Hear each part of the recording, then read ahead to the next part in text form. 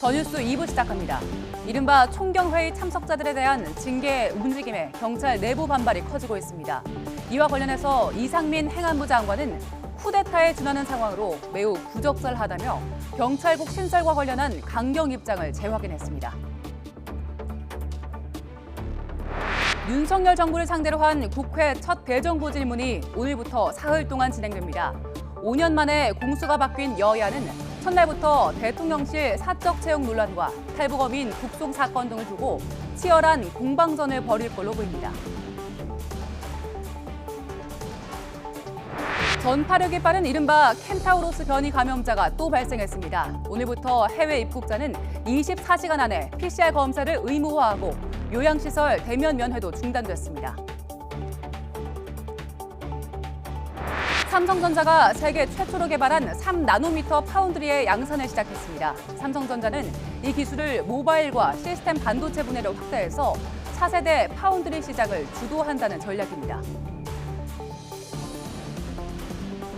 제닛 옐런 미 재무장관은 미국에서 경기 침체 징후는 보이지 않는다고 거듭 강조했습니다. 미국에서 물가가 정점을 찍고 상승세를 멈출 거란 전망도 있어서 이번 주 연방준비제도의 금리 인상폭에 관심이 쏠리고 있습니다. 장마가 끝나면서 서울 낮 기온이 33도까지 오르는 등 본격적인 무더위가 찾아왔습니다. 열대야도 예고되는 등 당분간 심한 더위가 이어질 걸로 보여서 노약자 등 건강관리에 주의가 필요합니다.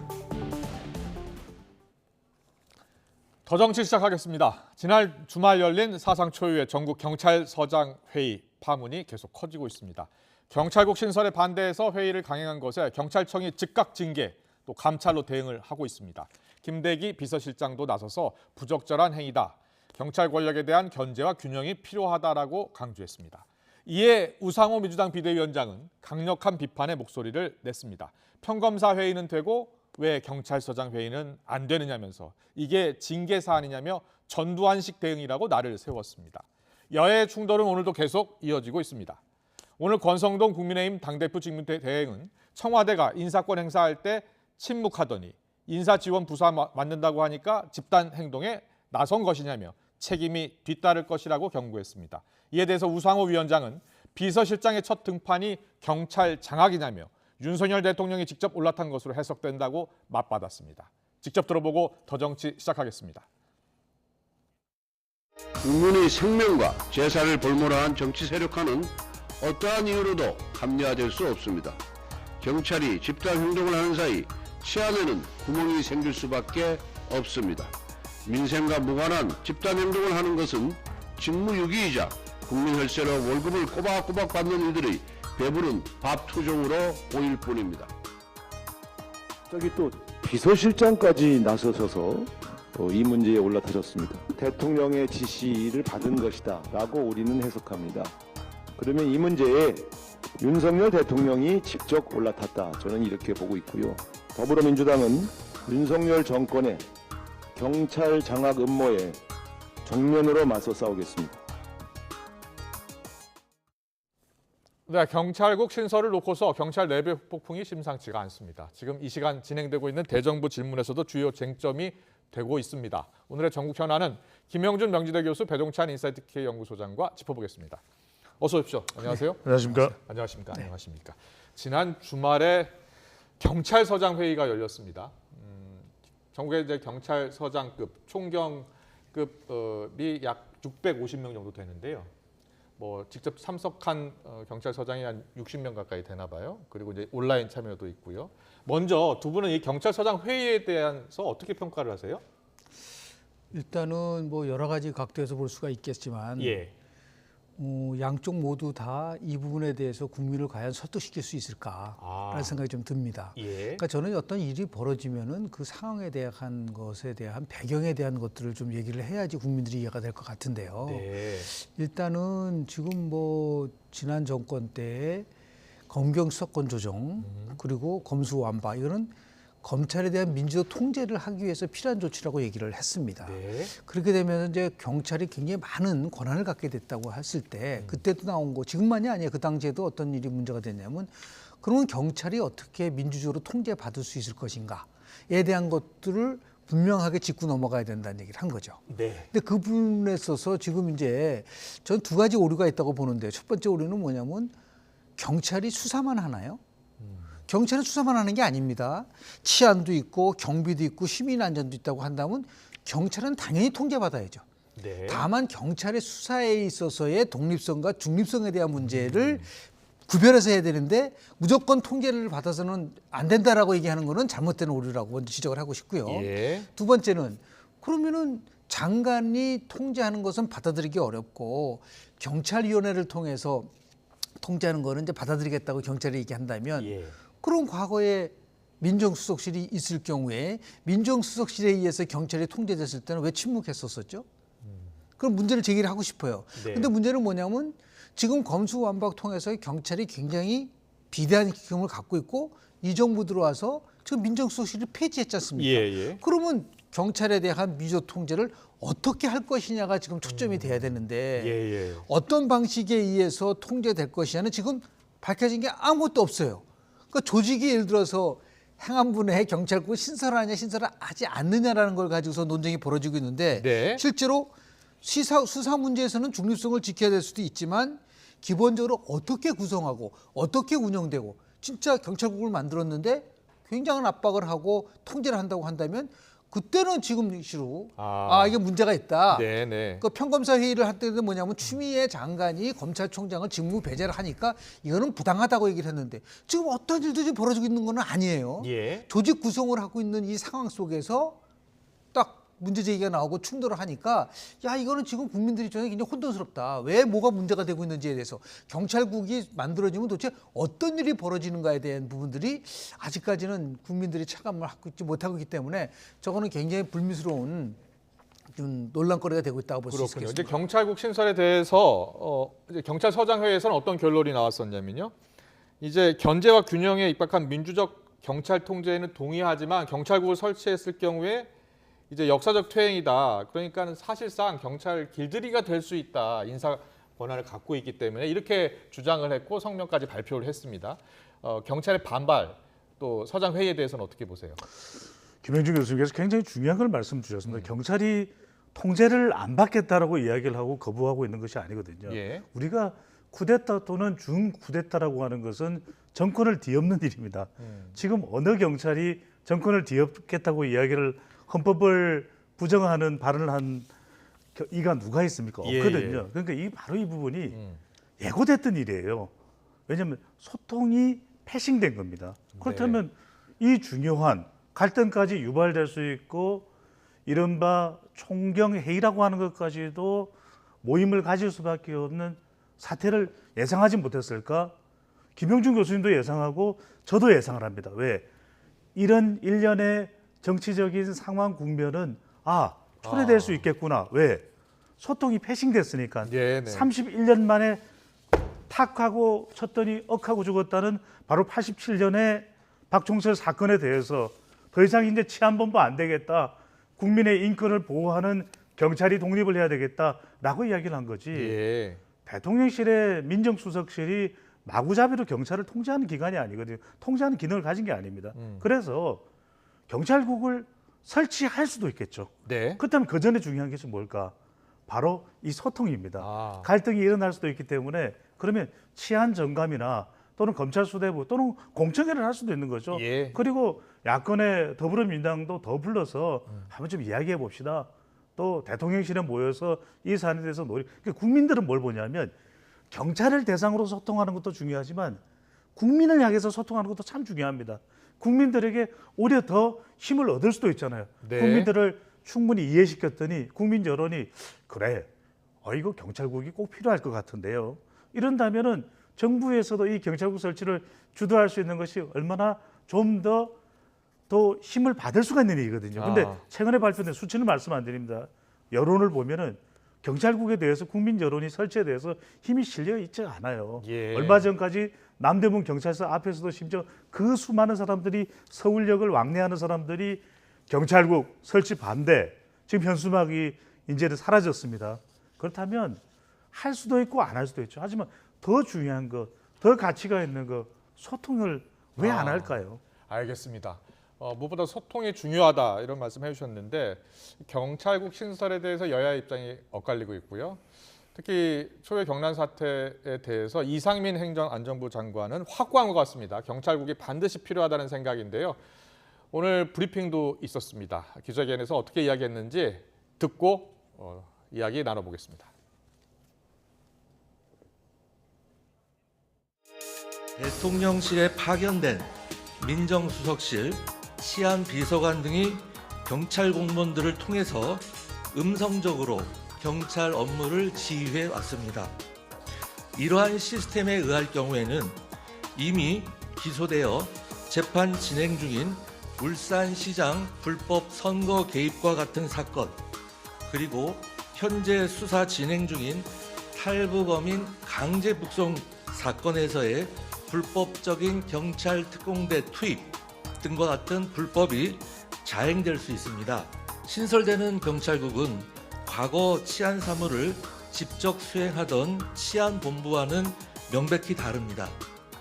그리고 야권 등에서 문제 삼고 있는 정부조직법 제34조에 규정된 치안 업무를 수행하는 것이 전혀 아닙니다. 네, 지금 과거 치안본부와는 성격이 다르다라고 이야기하고 있는데 이제 국민들이 많은 분들이 어떻게 다른지는 지금 잘 이해를 못하고 있는 것 같아요. 이제 주장은 이런 거예요. 국세청은 이제 기재부 세제실의 통제를 받고 있고 또 검찰은 법무부 내에 있는 검찰국의 통제를 받고 있다. 그런데 경찰은 그동안 민정수석실의 통제를 받았었는데 민정수석실이 없어졌으니까 이제 경찰국을 신설하는 것이다라는 논리예요. 근데 경찰들은 과거의 치안본부로 돌아가는 것 아니냐 이런 우려를 강하게 하고 있는 거거든요. 두 가지 면에서 조금 이제 경찰 입장을 좀 명쾌하게 해야 되는데요. 네. 과거로 돌아가기 전에 그러면 그동안 경찰이 철저하게 정말 민중의 지팡이로서 역할을 했는가? 예. 반성과 성찰을 먼저 해야 되는 거 아닌가요? 네. 지난 정권에 있었던 불미스러운 일들이 굉장히 많잖아요. 드루킹 사건에 관련된 문제 포함해서 지금 탈북어민에 관련된 것들, 그리고 울산 선거 개입 문제. 그때 왜 경찰이 침묵했을 때 아무런 조치를 취하지 않았었죠? 그럼 그 밑에 있는 경찰청장들도 이건 잘못한 거니까 왜 우리가 이런 식으로 가야 되냐고 단 한 번도 규탄한 적이 있나요? 검찰에서는 그러지 않았었잖아요. 네. 예를 들어 정부가 잘못했을 때는 그 잘못한 것에 대해서 치열하게 논쟁도 벌이고 그랬던 거 있지 않습니까? 예. 그래서 이 경찰이 갖고 있는 기본적인 독립성과 지킨다는 건 수사에 있어서의 독립성을 얘기하는 거예요. 예. 그러니까 경찰이 여러 가지 임무를 하고 있는 데 있어서 무조건 다 통제를 한다는 것이 아니라 민주적 통제란 말을 많이 쓰잖아요. 네네. 지금도. 자, 그렇다고 한다면 만약에 경찰국이 만들어졌을 때 우려될 수 있는 사항에 대해서 어떻게 예를 들어서 우리가 통제를 받을 수 있느냐는 얘기를 해야 되는 거죠. 예. 근데 그게 아니라 무조건 경찰국은 안 된다라는 걸 단정짓고 얘기를 하고 그리고 나서 우리는 예를 들어서 민주적으로 독립적인 걸 보장받는다고 얘기를 하니까 이게 너무 지나치게 집단 행동주의로 비춰질 가능성도 분명히 있다고 저는 보는 거죠. 네. 그래서 이 부분 속에서 지금 뭐 이상민 행정자치부 장관도 이거는 과거의 치안본부로 돌아가는 것이 아니다라고 얘기를 하니까 네. 자 그렇다고 하면 경찰이라는 것이 준사법기관이냐 아니거든요. 그러니까 철저한 나름대로 정부기관이라고 하면 통제받는 거는 어떻게 보면은 자연스러운 걸 수도 있어요. 예. 그러나 이게 과거와 같은 식의 통제가 되는 거를 어떻게 하면 막을 것인가를 머리를 맞대고 이거를 풀어나가야지 자신들이 원하는 쪽으로 가지 않으면 이건 잘못된 거고 이쪽은 원하는 쪽으로 끌고 가겠다 이렇게 하니까 예. 미숙한 거죠. 네. 한밀하게 아주 이런 면에서 보면 충분히 이거는 해결할 수 있었다고 보는데요. 네. 조금 전에 우리 배 소장이 말씀하신 것처럼 갈등이 일어날 수밖에 없는 상황이라고 한다면 이것을 어떻게 잘 나름대로 조율할 것인가. 그게 바로 리더십의 시험대에 오른 거거든요. 그런 면에서도 볼 필요가 있다고 보는 거죠. 알겠습니다. 자, 이 먼저 반성을 좀 해야 되는 것 아니냐라는 지적을 해주셨고요.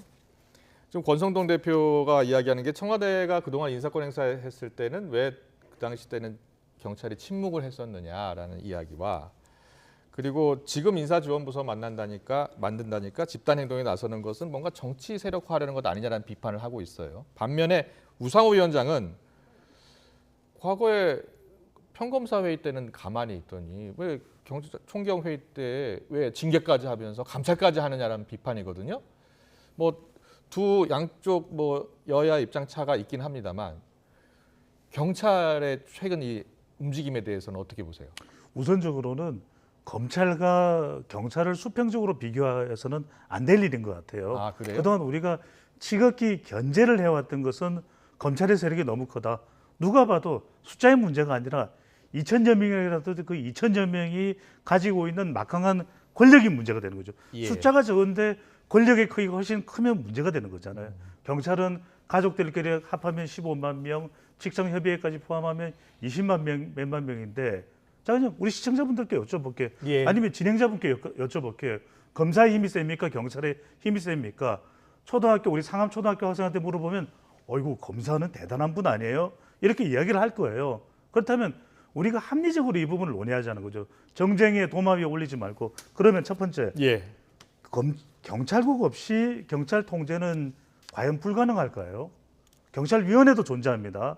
그렇다면 류삼령 총경, 정확히는 대기 발령자의 발언이 아니더라도 예. 그러면 경찰위원회를 좀 더 다각도로 강화해서 예. 이른바 경찰을 전국적으로 자치위원회도 있으니까 통제할 수 있는 방법은 전혀 없는 걸까요? 그렇다면 또 하나, 경찰국을 설치하더라도 이것이 경찰을 통제하거나 또는 경찰의 수사에 개입하거나 그런 오해를 살 수 없는 방법은 없을까요? 정말 경찰국을 하더라도 정말 15만 명의 경찰이 이해가 되네요. 그렇습니다. 경찰국 설치가 필요할 것 같아요. 왜 이렇게는 만들 수 없을까요? 그러니까 분명히 우리는 이 충돌을 충분히 완화시킬 수 있는 시도를 할 수가 있거든요. 예. 그래서 이것을 자꾸만 검사와 경찰을 비교하고 서로 갈등하게 만들고 이걸 정치권에서 할 일은 아니라는 것이고 저는 굉장히 냉정하게 따져볼 필요가 왜 지금 중도층과 여성과 MZ세대는 이 경찰국에 대해서 여론이 우호적으로 무게가 실리지 않을까요? 일단은 내용을 잘 모를 거예요. 경찰국이 뭐지? 그렇다면 저는 경찰을 설득하기 이전에 국민들을 먼저 설득을 하는 것이 필요하다는 네. 거죠. 그러니까 하지 말라는 게 아니라 어떤 정책이든 간에 국민의 공감을 얻는 것이 더 필요할 겁니다. 알겠습니다. 자, 경찰 인사 그동안 이제 민정수석실이 사실상 통제를 해왔잖아요. 민정수석실이 없어졌기 때문에 어딘가는 이제 경찰 인사를 들여다 봐야 될 겁니다. 그렇지 않으면 경찰청이 독립적으로 인사권도 행사할 수 있게 되니까요. 네네. 이제 경찰 행정위원회가 있으니까 그 위원회를 좀 기능을 강화하는 게 어떻게 했느냐는 게 이제 배 소장님 말씀이시고 이제 정부 입장은 경찰국을 만들어서 통제를 할 필요가 있다는 거 아닙니까? 실제로 그 통제라는 거가 갖고 있는 어감이 네. 상당히 그 좀 우리가 봤을 때는 부정적인 것들이 많아요. 그렇죠. 그렇지 않습니까? 예, 예. 아무리 그래서 앞에다 항상 이제 민주적 통제란 말을 쓰는데요. 네. 근데 그런 식으로 따지면 법무부의 검찰국을 없애버려야죠. 그런 저도 논리 위원회가 그런 있으니까. 그런 거 예. 했으니까. 그럼 검찰위원회 없습니까?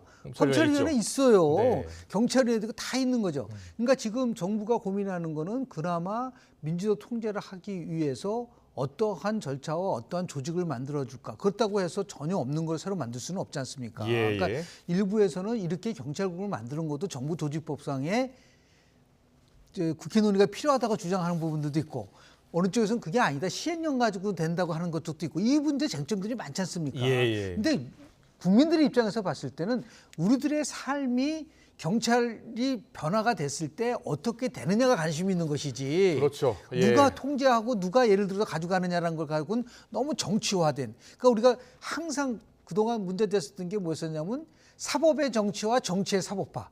이제는 경찰의 정치화까지 나온다고 한다면 예. 이거 국민들이 봤을 때는 모든 것이 다 정치화되는 데 대한 나름대로의 그런 그 불신과 혐오감이 있을 수 있는 거거든요. 예. 그래서 저는 이렇게 중대한 문제라고 한다면 각자 지금 여기 총장 회의를 주도했던 분하고 네. 그리고 다른 분을 모여서 한번 난상 토론 한번 해보라는 거예요. YTN에도 좋고 모여서 국민들이 바라보고 KBS 공영방송국에 그걸 못하죠. 다음 달 2일 일단 경찰국을 출범시킨다는 게 지금 그러니까 행정안전부 경찰국이 입장이거든요. 출범이 됐다. 이상민 오늘 저 장관도 그 내용을 정확하게 우리가 보고 이게 문제가 있을 수 있다. 예. 이런 부분 속에서는 안 된다고 돼야 되는데 지금 어떻게 운영될지도 전혀 지금 모르는 상황인데 무조건 행안부 내에 경찰국은 안 된다라고 단정적으로 얘기를 해버리니까 오히려 좀 소통 얘기를 하셨는데 누가 소통을 끊었느냐. 양쪽이 다 소통을 거절한 거죠. 그렇게 볼 수 있겠네요. 네. 예, 일단은 좀 더 시간을 가질 필요는 있을 것 같아요. 네, 양쪽이 지금 워낙 충돌하고 있고 또 우리 국민들이 충분히 이해할 수 있는 그런 시간이 좀 부족한 게 아닌가 두 분 다 그런 말씀을 해주셨습니다. 이런 가운데 윤석열 대통령 국정 지지율이 또 나왔는데요. 자, 보겠습니다. 윤석열 대통령 국정 수행평가 지지율이 33.3%, 부정이 63.4% 나왔습니다. 뭐 지난번 조사 때와 거의 달라지지 않았네요. 자, 어떻게 보셨어요? 예.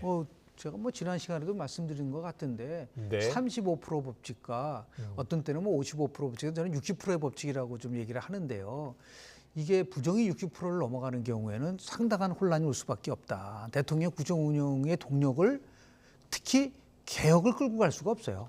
그 대통령 국정 어젠다를 끌고 갈 수가 없습니다. 각종 모든 현안에 대한 여론조사가 대부분 비슷하게 그렇죠. 부정평가가 높거든요. 근데 그 부정도 예를 들어 데드크로스가 나오더라도 오차 범위 내에서 데드크로스냐라는 거는 언제든지 이게 변화가 예, 가능하지만 지금은 거의 2배 가까이 오잖아요. 네. 그러니까 33%와 63% 이렇게 굉장히 지금 30%포인트 차이가 난다는 거는 저게 뭐 지난주와 비교했을 때 거의 변화는 없어요. 그러니까 마지노선이겠죠. 그리고 예. 더 나가서 제가 볼 때는 지금 윤석열 대통령의 지지가 55% 이상을 넘기는 힘들어요.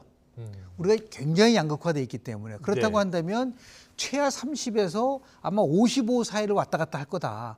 근데 30%가 넘었으면은 20%로 떨어진다는 거는 굉장히 위험한 신호라고 볼 수밖에 없는 거잖아요. 근데 지금 굉장히 근접해 있기 때문에 수위가 점점 높아지고 있는 거기 때문에 댐을 어느 순간에 이게 빵 터져버렸을 때 올 수 있는 위험성이 많기 때문에 네.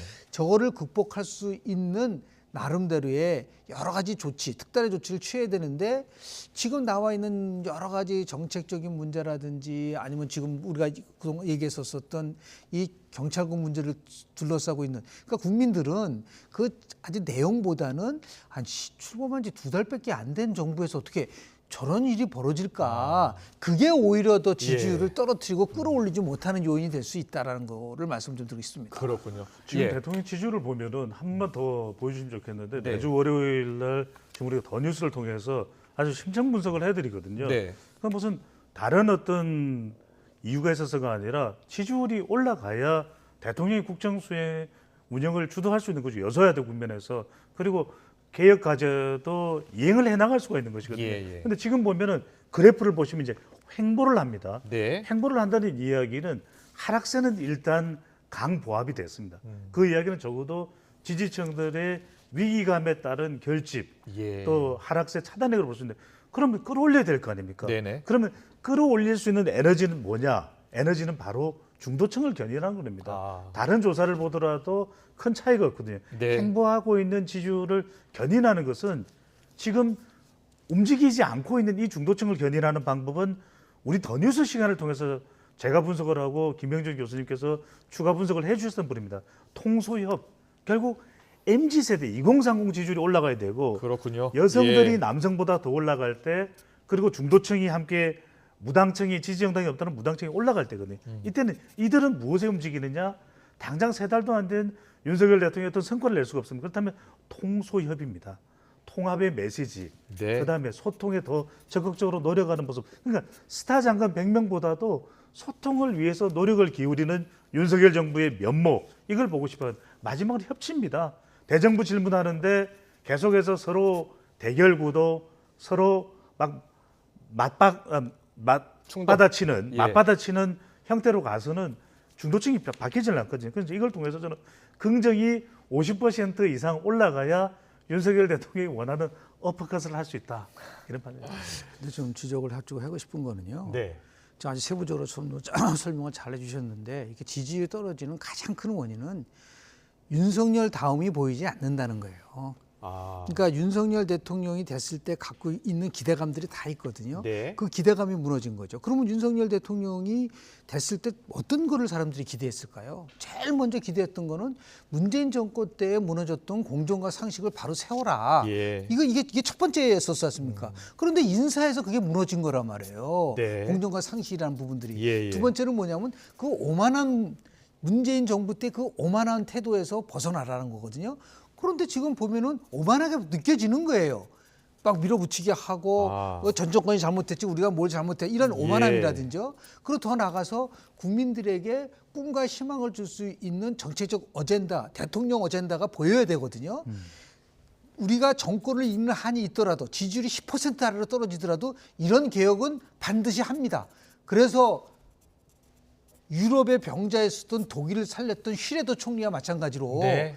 그런 것들을 보여줘야지만이 지지율이 올라가지 뭐 MJ, 여성, 중도 이 전체를 관통할 수 있는 힘은 윤석열 다음으로 빨리 돌아가라라는 네. 거를 좀 충고 좀 해주고 싶습니다. 두 분이 워낙 좋은 말씀 많이 해주셨습니다. 공정과 상식, 또 오만한 태도 버리고 또 새로운 어젠다, 개혁 이슈를 적극적으로 추진해라. 통합, 소통, 협치해라. 이렇게 말씀해 주시는데 지난주에 나온 그 방안 가운데 하나가 스타 장관 이야기가 나왔습니다. 그래서 장관들 그리고 청와대 대통령실 적극적으로 나서서 국민과 소통하라 이런 이야기를 했습니다. 이 소통이란 측면은 이제 이해가 되는데 이제 스타 장관 이야기가 나오면서 한동훈 장관이 이제 그 티타임 기자들과의 티타임을 부활했어요. 이것도 재밌는 이야기가 되는 것 같습니다. 먼저 한동훈 장관의 이 티타임은 어떻게 보세요? 부활한 거라고 얘기를 하잖아요. 네. 오바마 대통령이 재임주의래요. 오바마 대통령은 퇴임 직전의 지지도가 60%였었어요. 그러니까 그 오바마 대통령이 왜 그렇게 가져갔느냐면 한 달에 1.7회씩 국민들과 직접 소통을 했습니다. 그랬군요. 그래서 더 스탬핑보다는 네. 이제는 한 달에 한 번씩 정리하고 만약에 아주 예민한 문제를 물어보면 기다리세요. 올 말에 이번 달 말에 기자회견할 때 상세하게 말씀을 드리겠습니다라고 하는 거거든요. 저런 식으로 자 보십시오. 전 저 안타까운 거는 뭐냐면 스타 장관이 나와요. 대통령이 더 스태핑하면 스타 장관 나올 수가 없어요. 모든 언론들이 대통령이 말에 집중을 하지 장관에 집중합니까? 두 번째, 스타 장관을 만들기 위해서는 장관에게 인사권 줬나요? 차관을 장관이 임명했나요? 예산권을 전부 다 줬나요? 책임 장관의 철저한 권한을 줘야지만 스타 장관이 나오는 거예요. 네. 이런 부분 속에서 그 방향성은 맞지만 실현할 수 있는 그런 쪽으로 가져가려고 한다면 조금 대통령이 좀 완급 조절을 하시면서 그렇다고 소통하지 말라는 건 아니에요. 한 달에 한 번씩만 대국민 만나서 소통한다라도 그건 엄청난 일이에요. 대국민 기자회견은 보통 2시간 정도 넘게 진행이 되고 다양한 질문, 답변 충분한 시간이 있거든요. 그런데 도어스텝은 너무 짧기 때문에 사실 이게 진정한 소통이냐는 비판도 있거든요. 짧기도 하고 그리고 빅데이터 썸트렌드 분석을 해보면 5월 11일부터 시작한 대통령의 도어스태핑에 대해서 6월 중순까지도 상당히 긍정적입니다. 네. 빅데이터로 분석을 해보면. 근데 6월 말부터 상당히 논란이 되면서 끝에 나왔던 대통령의 발언이 주로 정치적인 부분이거든요. 네. 국긴 문란입니다. 뭐 의미 없습니다. 여론조사. 이런 논란이 되는 부분보다는 오히려 경미야, 경제로, 미래로. 그러니까 이렇게 되면 스타 장관도 파격적으로 위임을 하고 마음껏 합리적으로 매력적으로 해보라. 모든 책임은 대통령이 지겠다. 네. 이러면 스타 군단이 나옵니다. 알겠습니다. 일주일에 한 번씩 두 분 모시는데요. 다음 주에 대통령 지지율 얼마나 변화하는지 보고요. 그리고 특히 두 분이서 오늘 좋은 말씀 해주셨는데 얼마나 잘 활용을 해서 국정에 또 적용을 하는지도 지켜보겠습니다. 진짜 대통령 대국민 기자회견 한번 가져야 될 때가 저는 올 것 꼭 했으면 같긴 해요. 좋겠습니다. 네. 그래서 그동안 우리 혼란했었던 부분들에 대하고 네. 국민 고통 차원에서 나라를 다시 한번 위기니까 같이 하겠습니다. 네. 아직 제가 많이 모자랍니다. 그렇게 해서 소통을 하면 좀 좋은 결과가 오지 않을까라는 생각 좀 합니다. 알겠습니다. 대통령실에서 어떤 이야기할지 좀 지켜보겠습니다. 배종찬 인사이트K 연구소장 김영준 명지대 교수와 함께했습니다. 잘 들었습니다. 네. 감사합니다. 고맙습니다.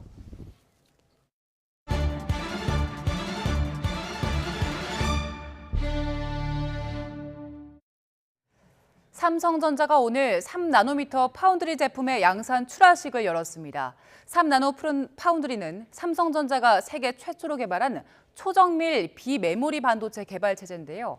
삼성전자는 앞으로 이 기술을 확대해서 차세대 파운드리 시장을 주도해 나갈 계획입니다. 취재 기자 연결합니다. 박홍구 기자. 네, 경제부입니다. 네, 삼성전자의 첨단 반도체가 오늘부터 본격 출하되는데 이게 어떤 의미가 있는 겁니까?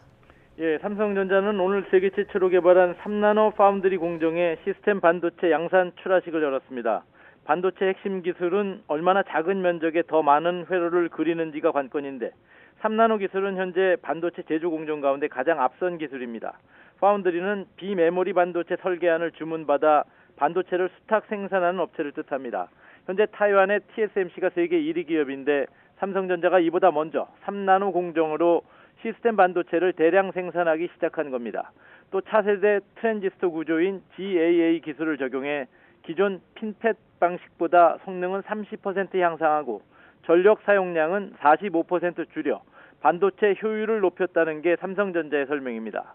현재 세계 파운드리 시장 점유율은 TSMC가 53%로 1위이고 삼성전자가 16%로 2위에 올라 있습니다.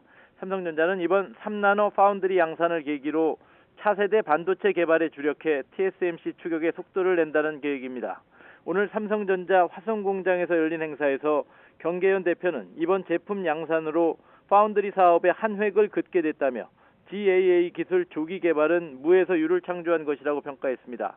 행사에는 이창량 산업부 장관도 참석해 민간 투자를 지원하고 인력 양성과 기술 개발에도 전폭적인 노력을 아끼지 않을 것이라고 강조했습니다. 정부는 지난주 대대적인 반도체 산업 지원 전략을 발표했습니다.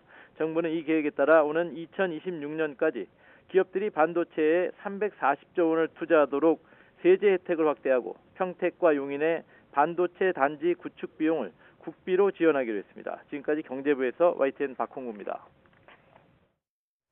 경제금융 전문가들이 금융위원장에게 대내외 불확실성 상황에서 인플레이션에 대비한 금융대책이 필요하다고 조언했습니다.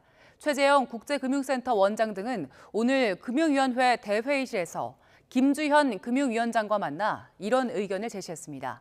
최 원장은 제한된 선택지 속에서 대응 정책의 우선순위를 정해야 한다며 실타래 같은 경제 변수에 대해 현명한 정책 순위와 섬세한 대응이 해법이라고 말했습니다. 김 위원장은 현재 세계적인 인플레이션과 통화 긴축 등으로 불확실성이 확대되는 국면이라며 이번 주 미국의 기준금리 결정 등 변동성 확대 요인을 면밀하게 점검하겠다고 강조했습니다. 기온 상승과 일상 회복의 영향으로 지난달 에어컨과 항공 서비스 관련 소비자 상담이 5월보다 많이 늘어난 걸로 나타났습니다. 한국소비자원과 한국소비자단체협의회가 지난달 137이 소비자 상담센터에 접수된 소비자 상담을 분석한 결과 에어컨 관련 상담이 5월보다 107% 증가했고 항공 여객 운송 서비스 관련 상담은 28.3% 증가한 걸로 나타났습니다. 에어컨의 경우 냉방 능력 저하로 애프터 서비스를 요청했지만 지연돼서 상담이 늘었고 항공 여객 운송 서비스는 항공권 취소 때 사업자가 과도한 위약금을 요구해서 불만이 증가한 걸로 집계됐습니다. 31년 만에 행정안전부 경찰국 부활을 둘러싸고 경찰 내부 반발이 거셉니다. 윤석열 정부는 비대한 경찰 권력의 견제 차원이라고 설명하면서 법무부의 검찰국을 본보기로 제시하고 있습니다. 하지만 엄연히 다른 점이 존재한다는 지적도 나오는데요. 어떤 면에서 비슷하고 또 어떤 면에서 다른지 우철희 기자가 정리했습니다. 검찰청은 법무부 검찰국, 국세청은 기획재정부 세제실이 있지만 경찰만 없다. 김대기 대통령 비서실장이 비대한 경찰 권력의 견제가 필요하다면서 행정안전부 경찰국 설치 이유를 언급한 대목입니다. 비교 대상인 법무부 검찰국은 지난 1948년 대한민국 정부 수립 당시부터 존재했습니다.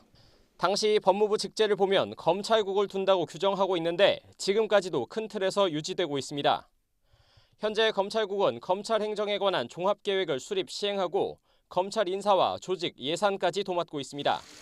행안부가 설치하려는 경찰국 역시 전신인 내무부 치안국이 정부 수립 당시부터 존재했습니다.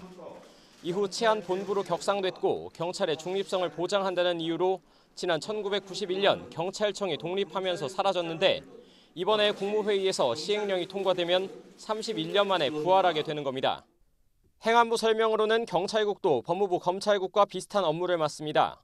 입법 예고된 행안부 소속기관 직제 개정안을 보면 장관의 경찰청에 대한 지휘 감독은 물론 서장급인 총경 이상의 임용 제청, 그리고 국가경찰위원회 심의 의결을 위해 부의하는 인사 예산 등 주요 정책에 대한 사항을 관장하도록 규정하고 있습니다.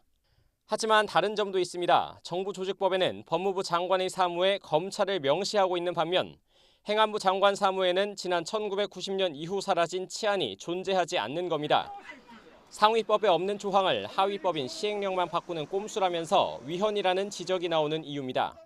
치안 관련된 업무가 소관 사무가 아님에도 불구하고 네. 지휘를 이 불용으로 시행령으로 하겠다고 한다면 이른바 그 인사행정, 법치 인사행정에 또 반할 수 있는 문제가 있고요. 예.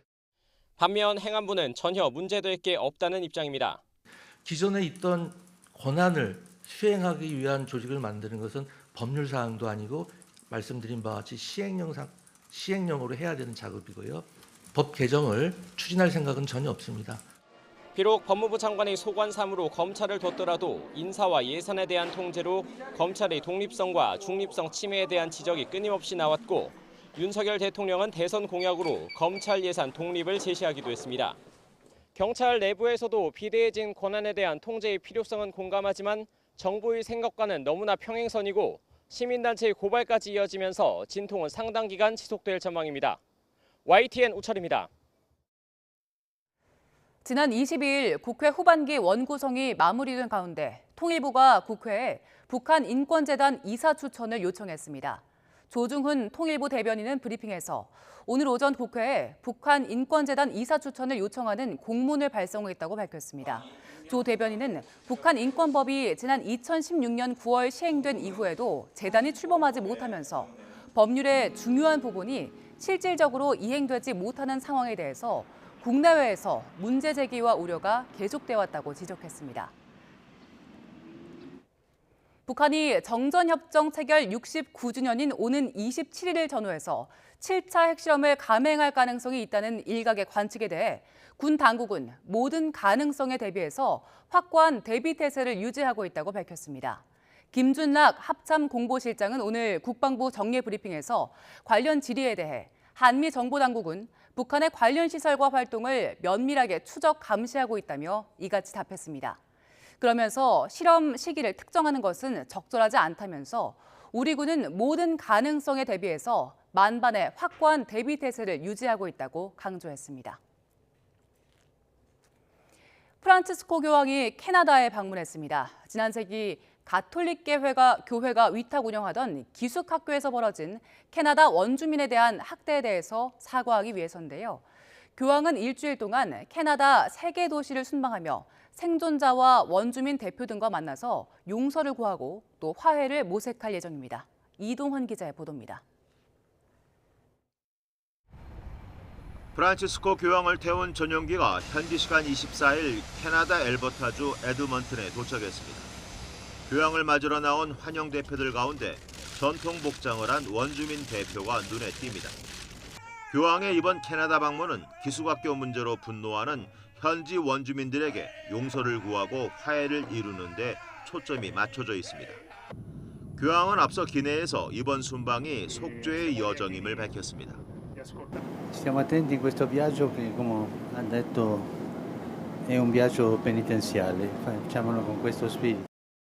캐나다에서는 지난해 5월부터 원주민 기숙학교 부지 3곳에서 1,200구 이상의 원주민 아동 유해가 발견돼 충격을 줬습니다. 원주민들을 백인 사회에 동화시키고자 설립된 기숙학교는 대부분 가톨릭 교회가 위탁 운영했습니다. 1881년부터 1996년까지 원주민 아동 15만 명이 강제 수용됐는데 각종 학대와 성폭행, 영양결핍에 시달렸고 문화적 집단 학살이란 비판이 제기됐습니다. 교황은 일주일간 3개 도시를 순방하며 생존자 등 여러 원주민 대표들과 만나 사과할 예정입니다. 하지만 원주민들의 반응은 그다지 호의적이지 않습니다. And that's a part of the problem we've had with the church is that they have not been really including us in the proper planning of this process. It's been very unilateral, and we don't feel that it has been about survivors. It has been more about the church. 원주민들은 단순한 사과를 넘어서 금전적 보상과 생존 가해자들의 범죄인 인도 지원, 그리고 가져간 유물 반환, 기숙학교 관련 정보 공개 등이 이루어져야 한다는 입장입니다. YTN 이동원입니다. 조 바이든 미국 대통령과 시진핑 중국 국가주석이 이르면 이번 주 화상회담을 할 걸로 예상됩니다. 다만 낸시 펠로시 미 하원 의장의 타이완 방문 계획이 변수로 떠오르면서 기류 변화도 감지됩니다. 베이징에서 강정규 특파원이 보도합니다. I think I'll be talking to President Xi within the next 10 days. 지난주까지만 해도 미중 정상 간 화상회담은 순조롭게 조율 중인 듯 했습니다. 시진핑 주석이 코로나19에 감염된 바이든 대통령에게 위로전을 보내는 등 긍정적인 신호도 잇따랐습니다. 그러나 회담 일정에 대한 합의는 아직 발표하지 못하고 있습니다. And the message was really focused on wishing him all the best for his COVID recovery. That was the sole substance of the message. 낸시 펠로시 미 하원 의장의 타이완 방문 계획이 미묘한 기류 변화의 이유로 꼽힙니다. 펠로시 의장은 다음 달 아시아 순방길에 타이완을 들를 걸로 알려졌습니다. 현직 미 하원 의장이 타이완을 공식 방문하는 건 1997년 이후 25년 만입니다. 중국 외교부는 유례없이 강력한 어조로 경고하고 나섰습니다. 如果美方一意孤行，中方必将采取坚决有力措施，坚定捍卫国家主权和领土完整。 또 지난 일주일 내내 타이완 방공식별구역에 군용기를 보내 무력 시위를 벌이기도 했습니다. 중국이 타이완 상공에 비행 금지 구역을 선포할 수 있다는 전망까지 나오고 있습니다. 앞서 지난 4월 펠로시 의장의 코로나19 확진으로 한 차례 미뤄졌던 타이완 방문이 이번에 성사된다면 가뜩이나 폭풍 전야인 타이완 해협이 경랑에 휩싸일 수 있다는 우려가 나옵니다. 베이징에서 YTN 강정규입니다.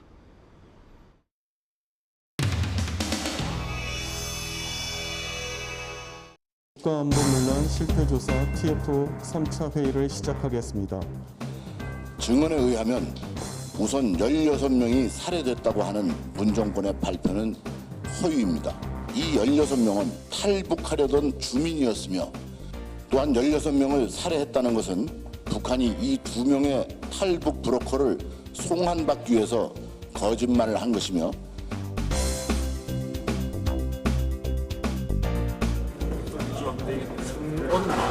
네. 그렇게 단정을 지을 수 있는 신뢰성에 대해서는 어느 정도 확보를 했다라고 생각해 주시면 될 것 같습니다. 일정한 증거나 네. 상황에서 물증 같은 행동이 그러니까 그게 있다고 하더라도 그 부분이 이제 특정될 수도 있기 때문에 아마 드리도록 하겠습니다. 네. 그러면 네. 증거가 있다는 말씀이신가요? 아니요, 뭐 그렇게 그러니까 어느 정도 그러니까 증거가 있다 없다라고 제가 지금 확정을 드릴 수는 없지만 어느 정도 신빙성을 확보한 사람은 맞다. 이렇게만 제가 말씀을 드리겠습니다. 탈북어민 강제 북송 사건 역시 충격적입니다. 무엇을 숨기려고 이렇게 했습니까? 북한의 잔혹함입니까? 아니면 문재인 정부의 무능함입니까? 박홍근 원내대표의 노를 보내겠습니다.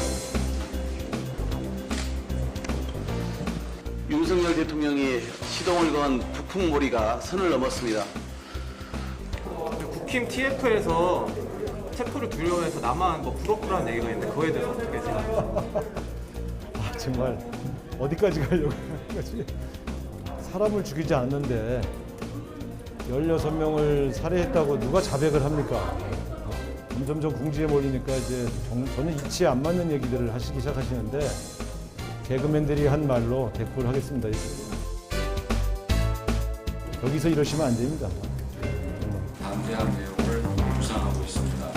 정부는 한 5년 사실상 마지막 해결.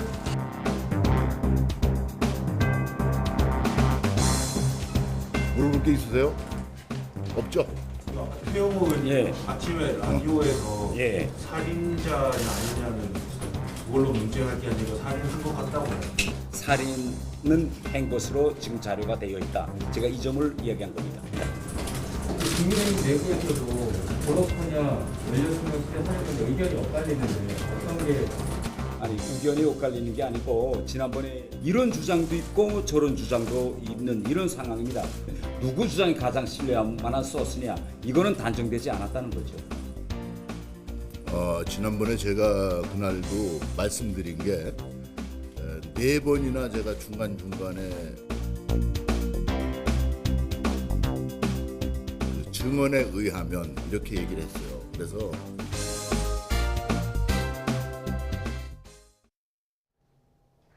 본격적인 무더위가 시작됐습니다. 보시는 것처럼 전국 대부분 지역에 폭염특보가 내려져 있는데요. 현재 폭염경보가 내려진 대구는 34도를 넘어섰고요. 서울도 31.6도로 어제 같은 시각보다 3도가량 높습니다. 폭염특보가 장기화할 것으로 보이는 만큼 더위 대비 잘해주시기 바랍니다. 기온이 크게 오르다 보니 대기가 불안정해지겠습니다. 오늘은 강원 산간과 충북 북부, 영남 내륙에 소나기가 지날 수 있겠고요. 내일은 더 많은 지역에서 소나기가 내리겠습니다. 내일도 전국이 대체로 맑겠고 자외선이 무척 강하겠습니다. 동해안을 중심으로는 너울성 파도가 높게 일겠습니다. 해안가 안전사고에 각별히 유의하시기 바랍니다. 내일 아침 기온은 오늘과 비슷하겠습니다. 서울 24도, 대전 23도, 광주 24도가 예상됩니다. 내일 낮 기온은 33도 안팎까지 오르겠습니다. 서울 33도, 대전 34도, 대구 34도가 예상됩니다. 이번 주 열대야와 무더위 속에 소나기가 자주 내릴 전망입니다. 날씨였습니다. 네, 이슈를 더 쉽게 전해드리는 더 뉴스. 저희가 내일은 더 준비하겠습니다. 잠시 뒤 뉴스큐가 방송됩니다. 시청해주신 여러분 고맙습니다.